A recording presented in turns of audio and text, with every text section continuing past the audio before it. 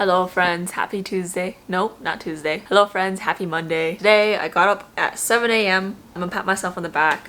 I decided this week I'm just gonna really focus on wellness and taking care of myself, and that means getting to the gym in the morning to guarantee that I can fit a workout in, because when I wait until the end of the day I really risk other things taking priority and then me missing the gym, like work meetings or things like that. I do have to say, I think it's important to point out that a lot of the time I watch full-time influencers and I see them consistently work out every single day, and then I think that's possible for me too, as someone who works a full-time job. And content creation as a full-time job is not easy, but you do have a lot of flexibility with your schedule, or at least a lot more flexibility compared to someone who works a corporate job.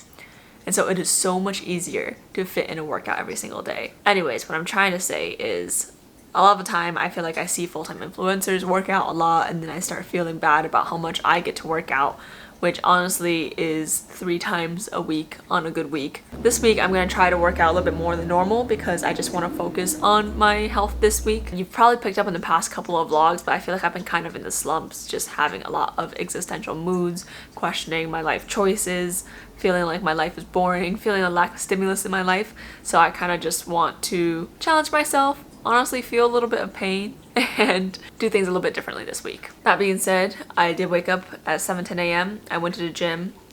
I got a leg day workout in. I forgot to eat beforehand. I really was not that hungry in the morning, and I just completely forgot to eat, which I definitely should have, because I feel like I could have gone harder at the gym if I had some food beforehand.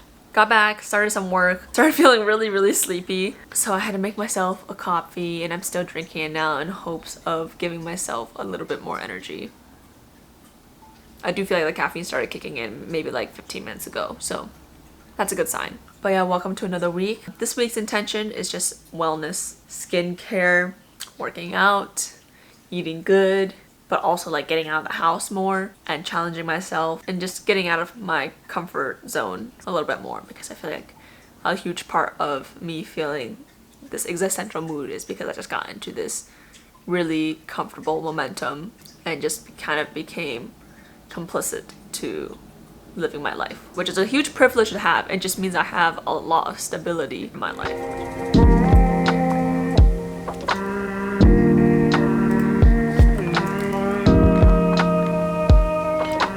Hope everything goes well. Yeah, exactly. That's a good point.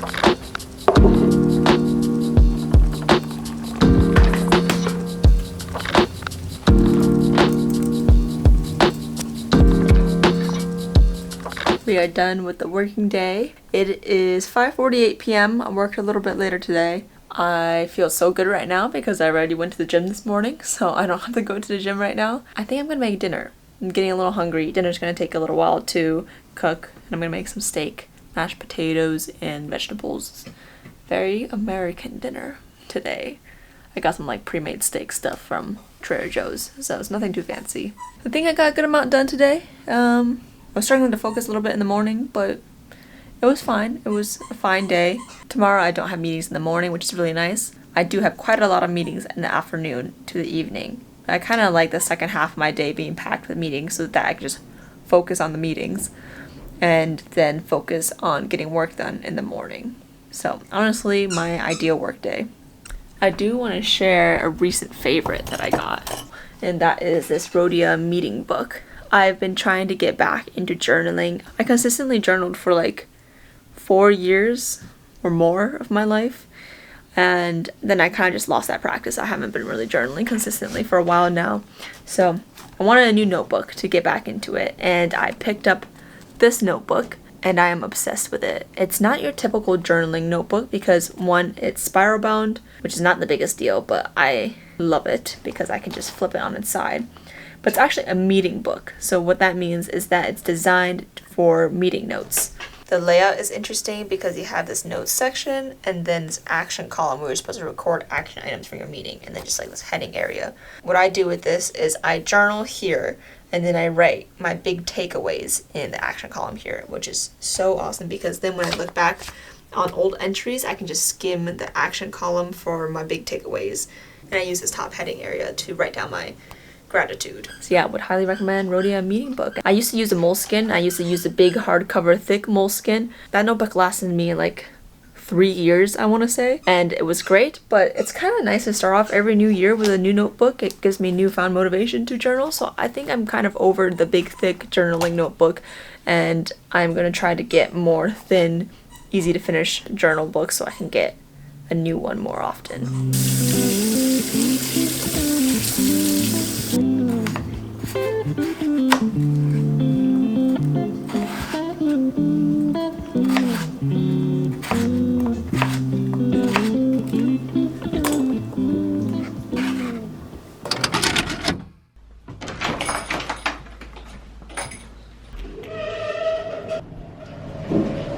Good morning, everybody. Happy Wednesday. I am on my way to the office today. Might go in for a half day, might go in for a full day. I'm not quite sure yet, but I need to go in for an in-person meeting today. I was planning on going in to grab lunch with a friend, but we had to reschedule, which is totally fine. It's just how making plans with friends goes when you're an adult.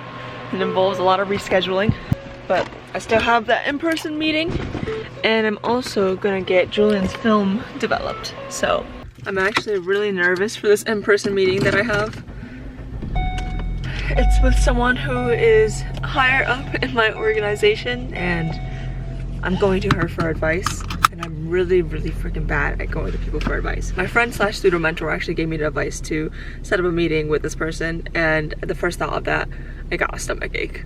But that took 24 hours to emotionally process it, and then I set up the meeting, and we're gonna go and meet in person, and we're gonna just do it. Before that, we need to get to campus on time so that I can go grab coffee, because I feel so sleepy.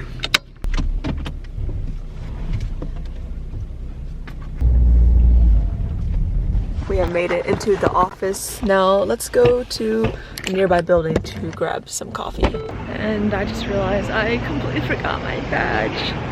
And you need your badge to get into these buildings. So let's see if there's anyone walking in and out that I can slip in with. It is kind of early in the morning though. I don't know if anyone is here yet. These are new girls, you know. Soy milk hazelnut latte, please. Thank you. The coffee has been obtained.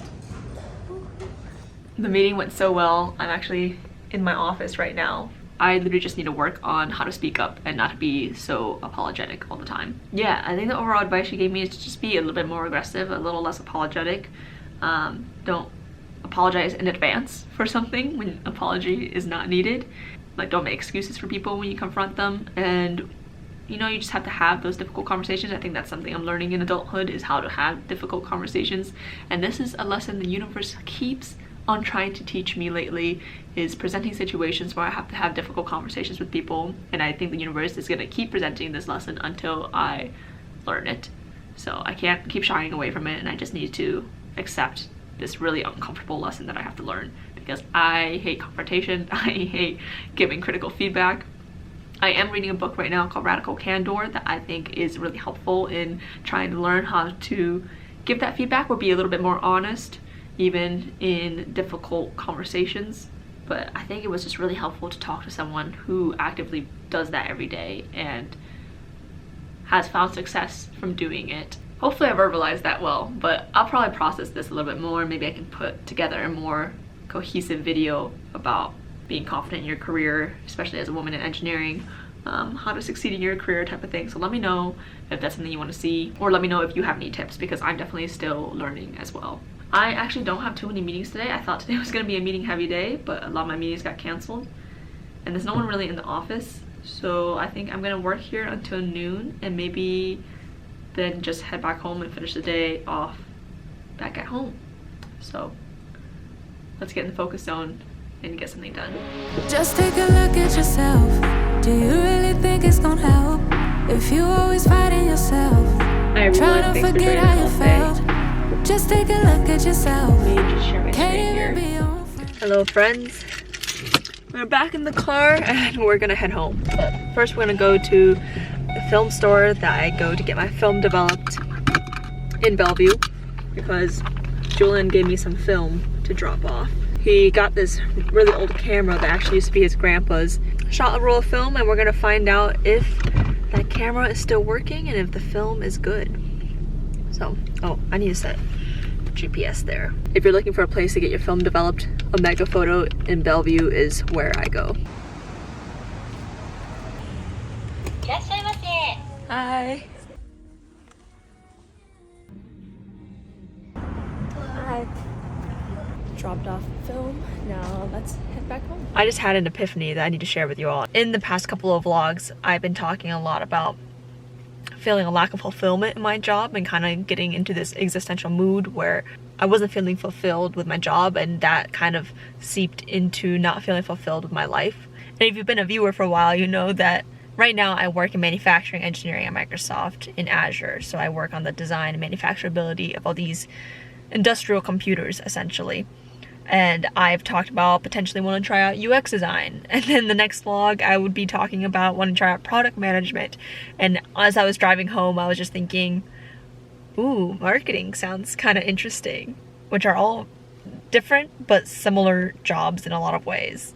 I was feeling really stumped because I get this interest or excitement to switch to another job like UX or product management, and I just have never made the actual jump because I am worried that it is such a lateral move and not a move up in my career, and then what if I don't like it? Then I had to kind of try and scramble my way back to where I started. And I know you can't always be concerned about moving up in your career, and I know you all have been feeling this a lot too, because shout out to Justin who left a comment on my last video. Hi Justin, if you're watching this. Also, in a corporate Seattle job, what you said really resonated with me. Would love to hear how you cope with those feelings / how you find fulfillment in what you do.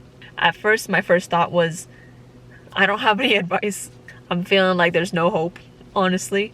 But I remember a little while ago when I had a little bit more clarity in my brain, I made a TikTok video talking about how the way I find motivation in my job is by having vision. So like having a vision of who I want to be or where I want to go. And I don't really have a vision right now. So that really explains my lack of motivation, lack of fulfillment. And so I was trying to figure out, what is my vision? What do I want in this life? And for a lot of us, I think we are taught that you have to focus in on one thing. Like, are you going to be an amazing mechanical engineer and get a bunch of patents? Are you going to be a lawyer and win a lot of court cases? Are you going, etc. But the epiphany I had was I was also thinking about The Sims, The Sims 4. I play a lot of The Sims 4. And in The Sims, you pick one life aspiration for your Sims. You also pick other things, other traits and things like that, but they have one life aspiration. They can be a computer whiz, so they want to get really good at technology, coding, programming, things like that. You can set it to party sim. They want to throw the most legendary parties. And then there's this one aspiration that really resonated with me, and it's called the Renaissance sim. And this sim just wants to be good at a bunch of different things. And it made me think that maybe that can be my vision. Like, my vision doesn't have to be I'm going to be the best mechanical engineer and get a bunch of patents in my life. But my vision is that I'm going to be a Renaissance sim. I'm going to try a bunch of different career paths, a bunch of different jobs, and that is just going to be what I want to do with my life. So maybe I want to spend some time in manufacturing like I am right now, then spend some time in UX design, and then marketing, and then product management. Granted, it's a lot easier said than done. There's a lot of education that needs to go on between job switches. Like, I'll definitely have to take courses and potentially get more degrees, which I don't know if that's in the books. A lot of education is free online now, but what I'm trying to get at is I had this epiphany that can be my life aspiration, to just try a bunch of different jobs. And I vibe with that. And I feel excited and motivated by that. And I think that is the feeling I was looking for. I was feeling really stuck because I think where I am right now in my career as a manufacturing engineer, there isn't a lot of more different ways I can go. Like, I'm kind of at the end of the line for manufacturing, working in tech, unless I wanted to move up in management. And that makes good money. It's definitely not a bad choice, but it doesn't get me excited. Like, I'm not eager to be a manager. And I think I'm more eager to just try a bunch of different things. And maybe that's just something early in my career. Maybe I'll try that first and then find something I really like.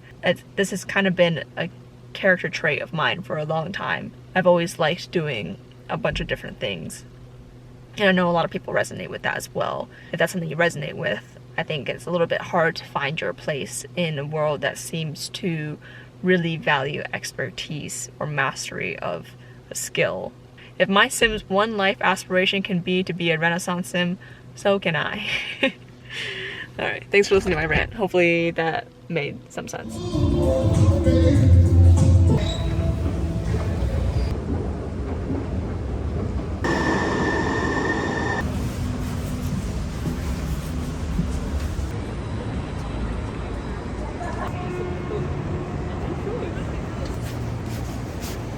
I'm heading to a work dinner. It's downtown. I'm really just meeting up with some coworkers for fun. It's not really a formal dinner. We're going to a place called Spin, I think is what it's called. It's like a ping pong place. Went to the ping pong table. There's the 4 of us, and we're gonna get dinner and play some ping pong, I guess. It's been a long time since I've really played ping pong, so we'll see if I can even like hit the ball back.